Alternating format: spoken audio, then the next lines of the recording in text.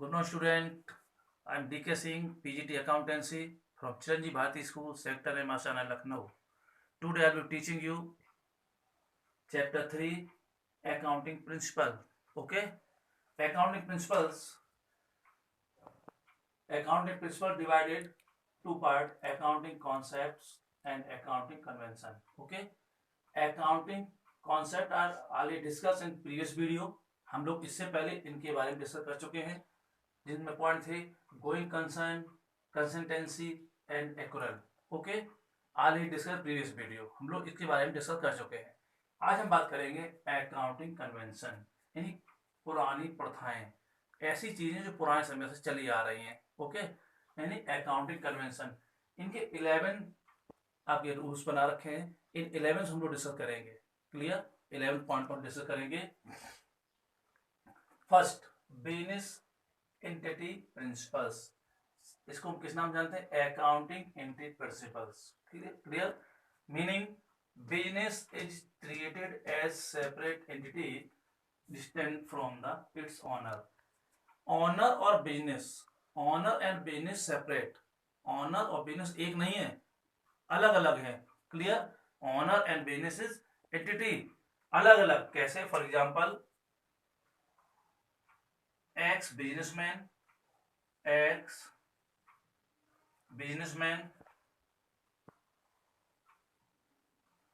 and started business. Okay, started business. X invested 1 lakh rupees. X invested 1 lakh rupees in business. Clear? X started business and invested 1 lakh rupees. X ने 1 लाख रुपए business में लगाए. Clear? This value of capital. This value of capital. हम जो पैसा business में लगाता है, बिजनेस को क्या बोलते हैं? कैपिटल. क्लियर?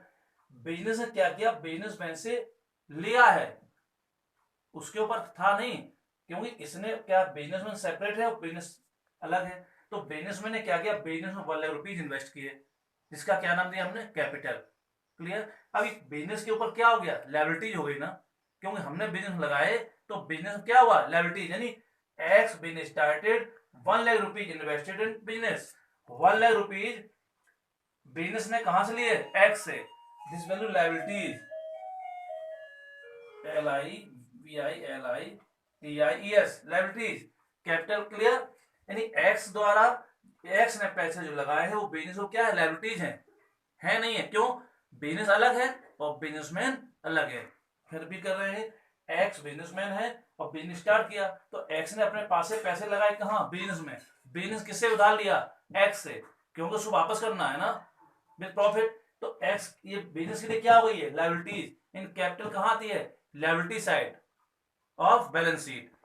क्लियर हो गया? And businessman and owner and business separate. हम दोनों अलग अलग कर सकते हैं, एक नहीं कर सकते. बिजनेस में कहाँ लगाते पैसा? बिजनेस में. तो बिजनेस लायबिलिटी बन जाती है, उसको पैसा वापस करे. क्लियर? First point clear.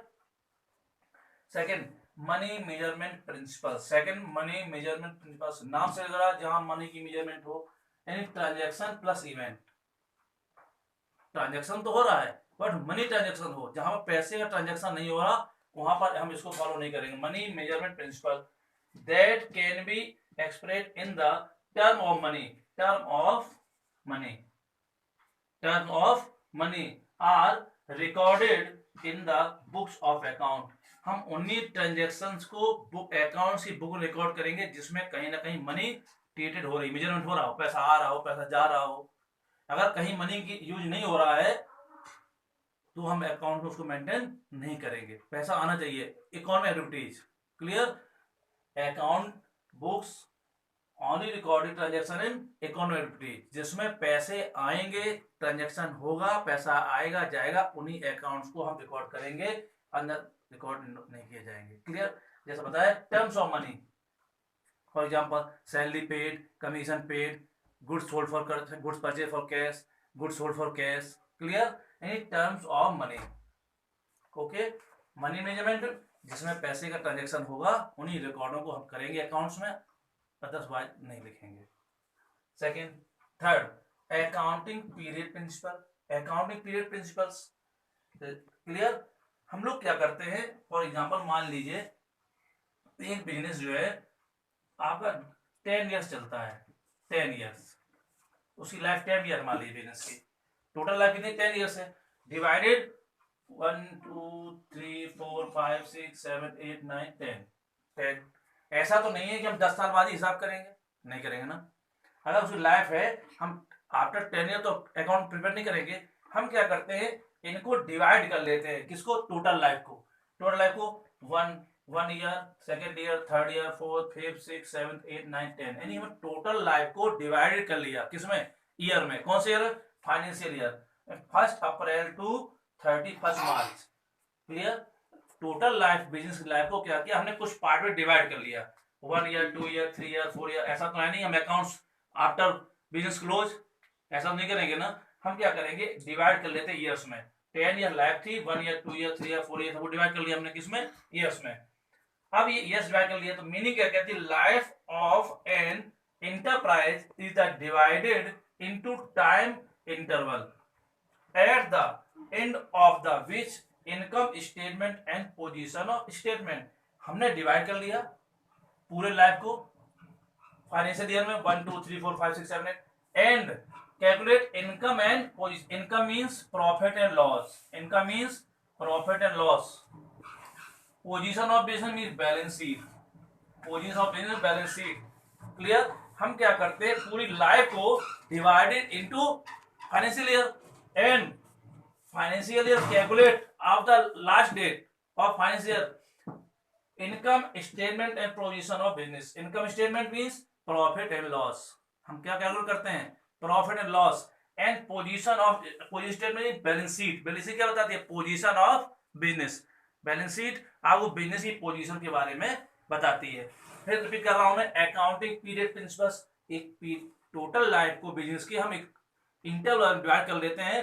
क्यों करते हैं कि हम ईयरली जानते रहे, हम लास्ट में पता ही चले प्रॉफिट और लॉस हो रहा, हमें तो ईयरली जानना चाहिए ना प्रॉफिट लॉस हो रहा है। ऐसा नहीं बोले बिजनेस खत्म हो जाएगा तब हम जानेंगे, हम इसलिए क्या करते हैं पूरे लाइफ को डिवाइड कर लेते हैं फाइनेंशियल ईयर में। और क्या कैलकुलेट करते हैं, income statement means profit and loss and balance sheet, position of business means balance sheet. Okay, 3 point complete. Clear. Next point, next full disclosure principles। Okay, all the significant information should be fully disclosed in the financial statement। कुछ ऐसी हमारी liabilities होती हैं जो मुझे लगता है future में हो सकती हैं, लॉसेस हो सकते हैं। हम एक अनुमान लगा लेते हैं कि मुझे फ्यूचर में लॉस हो सकता है, अनुमान लगा लेते हैं। प्रॉफिट का अनुमान लगाने में लिखें ना लिखें, बट लॉसेस के लिए हम लोग कहीं ना कहीं एक अनुमान लगा लेते हैं कि मुझे लॉस हो सकता है, कहीं होता है, कहीं ना कहीं हम इसको क्रिएट कर लेते हैं लायबिलिटीज को। मुझे लगता है कि फ्यूचर में लॉस हो सकता है, हम क्या करते हैं उसको एक लायबिलिटीज को अपने पास कहीं ना कहीं क्रिएट कर लेते हैं। All the significant information should be fully disclose. Clear, बस मेरे जितने भी मुझे लगता है वो लॉस हो रहा है हम उनको डिस्क्लोज कर देते हैं इन द फाइनेंशियल स्टेटमेंट। कहाँ, बैलेंस शीट। बैलेंस शीट में फ्यूचर में होने वाले लॉसेस को हम क्या करते हैं, फॉर एग्जांपल कॉन्टीजेंट लायबिलिटी, इसका एग्जांपल है कॉन्टीजेंट लायबिलिटी मींस संभावित दायित्व, फ्यूचर में लायबिलिटी मेरी हो सकती है ये। इसको हम क्या करते हैं, प्रॉफिट को ना लिखें बट लॉसेस जरूर लिखेंगे। अगर मुझे लगता है फ्यूचर में मुझे लॉस हो सकता है इस चीज से तो हम उसको मेंशन करेंगे, मेंशन नहीं करेंगे कहां से पूरा करेंगे। एग्जांपल है कॉन्टीजेंट लायबिलिटी, इसको कहां शो करते हैं, shown as footnote in the balance sheet, यानी बैलेंस शीट जहां बनाई जाती है बैलेंस शीट पर यहाँ नीचे नोट के रूप में हम इसको नोट कर देते हैं कॉन्टीजेंट लायबिलिटी। क्लियर, हम पहले पता चल जाता है कि मुझे लायबिलिटी देनी है, मुझे पेमेंट करना है फ्यूचर में। हम इस कॉन्टीजेंट लायबिलिटी का एग्जांपल है, इसको क्या करते हैं, बैलेंस शीट जब प्रिपरेशन करते हैं बैलेंस शीट नीचे फुट नोट डाल देते हैं। मुझे पता रहता है कि फ्यूचर में इसका पेमेंट मुझे करना पड़ सकता है, लॉस अगर मुझे इन्फॉर्मेशन मिल रही है। आपके एग्जांपल चला, एग्जांपल इस समय कोरोना वायरस, कोरोना वायरस आपको लग रहा है कि हो सकता है ये आपके जो कोरोना के चक्कर में लॉकडाउन बढ़ सकता है, तो आपको लगता है कि हो सकता है बिजनेस मुझे कहीं ना कहीं खर्चा करना पड़ जाए, लॉस हो सकता है। आप कहीं ना कहीं दिमाग बना रखे ना कि मुझे लॉस होगा, आप उसके लिए क्या करते हैं, पहले से तैयारी कर लेते हैं कि इतना पैसा रिजर्व कर लो। तो ऐसे ही बिजनेस में होता है, पता चल जाता है कि मुझे कहीं ना कहीं लॉस हो सकता है, उसको हम कहीं ना कहीं पहले से ही नोट कर लेते हैं। क्लियर। मेटेरियलिटी, ठीक है, सीधा नाम है material. Materiality means material means importance. आपकी मेटेरियल के पास क्या इंपॉर्टेंस है, किसको लिखना जरूरी, किसको लिखना नहीं जरूरी है। Items having significant effect should be disclose. Clear. For example, मान लीजिए आपके पास एक टाटा बिरला है, टाटा बिरला कंपनी हो गई आपकी, और एक बिगर हो गया भिखारी, उसके 200 रुपए खो जाते हैं, इसके भी 200 रुपए खो जाते हैं। Atom having significant effect should be disclose. Tata Birla company है, इसके भी 200 रुपए खोते हैं, एक भिखारी 200 रुपए खो जाते हैं। वैल्यू दोनों की एक ही है, इसके लिए ज्यादा इंपॉर्टेंस नहीं है, इसके लिए इसकी इंपॉर्टेंस ज्यादा नहीं है, बट इसके लिए बहुत इंपॉर्टेंट है 200 रुपए है। वैल्यू एक ही है, बस इंपॉर्टेंस कितनी आपकी है। यानी हम छोटे छोटे मटेरियल को भी अकाउंट में प्रिपेयर करते हैं। फॉर एग्जांपल ऐसा छोटा सा बिजनेस में अगर पेन भी परचेज करते हैं, पेन परचेज, इसको भी हम क्या करते हैं, अकाउंट मेंटेन करते हैं। Books purchase, copy purchase, stationery purchase, यानी आपके अकाउंट में जो अकाउंट मेंटेन किए जाते हैं वो छोटे छोटे मटेरियल को भी अकाउंट में लिखना पड़ेगा क्योंकि आपके लिए बिजनेस इंपॉर्टेंस है उसकी। अगर आप 5 रुपए का पेन खरीदा, हर महीने एक और नहीं लिखा, तो 60 रुपीज आपके हिसाब में गड़बड़ मिलेंगे। अगर आपने 1 रुपए को सामान खरीदा और नोट डाउन नहीं किया अकाउंट में, तो लास्ट में आपका फाइनेंशियल 360 रुपीज 65 रुपीज का डिफरेंस मिलेगा। आपको छोटे छोटे आइटम को भी मेंटेन के अकाउंट को भी मेंटेन करना पड़ेगा। आपके एग्जांपल दिया था टाटा वालों 200 कोई वैल्यू नहीं है, ये भिखारी 200 बहुत है।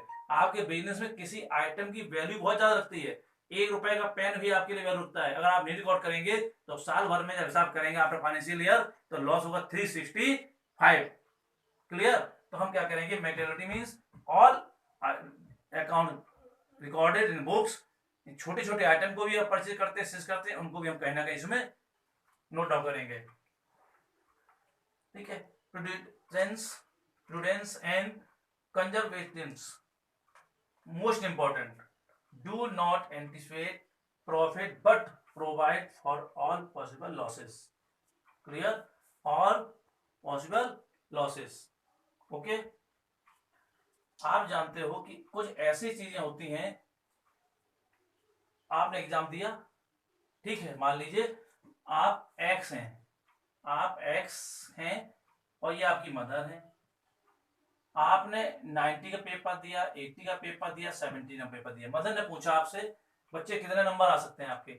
आपने सोचा कि ज्यादा बताना ठीक नहीं, आप एक अनुमान लगा लिया। आपने कहा बोले 90 में 89, 80 में 76, 70 में 65। आपने क्या किया, प्रोडिक्शन किया, कन्वर्जन कर लिया कि कम से कम आपका अनुमान है गलत ना लगे, कम से कम में लॉस लगा दिया। आपने एक अनुमान लगाया और बता दिया 90 में 89, 80 में 66 या 70 में ऐसे। तो ऐसे ही आप क्या करते हैं, बिजनेस में भी एक अनुमान लगाते हैं किसी चीज को। ठीक है। प्रूडेंस एंड कंजर्वेशन मींस एक अनुमान लगाते हैं। क्या कहते हैं, do not anticipate profit but, profit हम लिखें ना लिखें, बट कुछ लॉसेस जो हम अनुमान लगा लेते हैं। जैसे मान लीजिए हो सकता है आपके 76 से तो 78 आ जाए, कोई दिक्कत नहीं। आपने क्या किया, पहले से कम कर लिया। हो सकता है आपको 90 आ जाए, तो आपने क्या, प्रॉफिट को आप लिखें ना लिखें, लेकिन एक अनुमान लगा लेते हैं कम नंबर हो जाएंगे तो कोई बात नहीं। तो आप क्या करते हैं, do not anticipate profit but provide for the all possible losses. अगर मुझे लगता है कोई लॉस हो जाएगा, उनको हम रिकॉर्ड अवश्य करेंगे। आपके सामने एग्जांपल है, 90 में आपने 89 का है, आप 90 कह सकते थे। प्रॉफिट हो ज्यादा हो कोई प्रॉब्लम नहीं, बट कम को आप रिकॉर्ड करेंगे। 80 में आप 76 का, हो सकता है 78 नंबर आपके आ जाए एग्जाम में।